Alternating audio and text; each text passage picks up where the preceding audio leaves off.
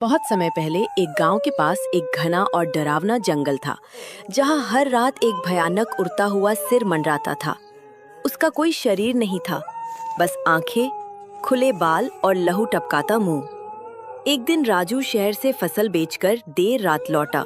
हे राम, बहुत देर हो गई। ये जंगल तो वैसे ही बदनाम है। अचानक पेड़ हिलने लगे और एक भयानक आवाज गूंजी।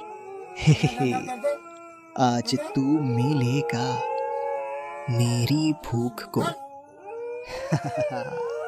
हे भगवान, ये तो वही होता सिर है। राजू जान बचाने के लिए दौड़ता है। पैसे की थैली गिर जाती है। इतने डरे हुए क्यों हो? और पैसे? पैसे जंगल में गिर गए। पीछे एक उड़ता सिर लग गया था।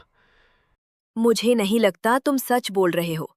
कहीं शहर में किसी और पर तो खर्च नहीं कराए?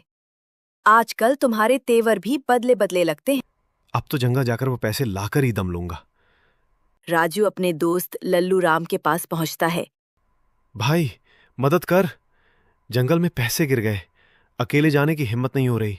चल भाई, एक से भले दो। जैसे ही दोनों पैसे उठाते हैं, वही सिर फिर लौट आता है। कच्चा चबा जाऊंगा तुझे। कहीं नहीं भाग सकता तू, अब कोई रास्ता नहीं बचा तेरे पास। भागो रे। तभी एक रहस्यमयी आवाज गूंजी। ओम ह्लीं क्लीं चामुंडायै विचे ओम फट फट स्वाहा। धूल और राख के बीच एक बूढ़ा तांत्रिक प्रकट होता है। हे अशुद्ध आत्मा, तू अधूरी है, बिना शरीर। मैं तुझे इसी मंत्र बल से बांधता हूं। ओम हुम फट बंधेय बंधेय स्वाहा।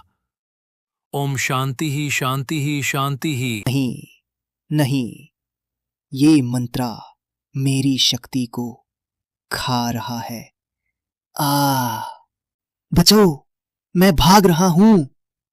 सिर चक्कर खाते हुए जमीन पर गिरता है और आग की लपट में भस्म हो जाता है।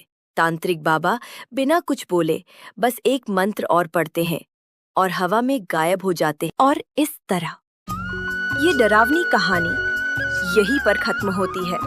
अगर आपको ये कहानी पसंद आई हो तो लाइक जरूर करिएगा और सब्सक्राइब करना बिल्कुल मत भूलिए, क्योंकि ऐसी और भी डरावनी कहानियां हम लेकर आते रहेंगे सिर्फ आपके लिए। क्या आपने कभी देखा है कोई सिरकटा भूत, या सुनी है कोई भूतिया कहानी किसी जंगल की, किसी अंधेरे रास्ते की? अगर हाँ, तो हमें कमेंट्स में जरूर बताइएगा। और हाँ, क्या वाकई में सिरकटा भूत होता है? क्या कोई ऐसा जंगल है जहाँ अब भी कोई भूला भटका आत्मा शिकार की तलाश में भटक रही हो? आपकी राय का इंतजार रहेगा। कमेंट जरूर कीजिएगा। फिर मिलते हैं अगली भूतिया कहानी में। तब तक के लिए अंधेरे से दूर रहिए और सावधान रहिए।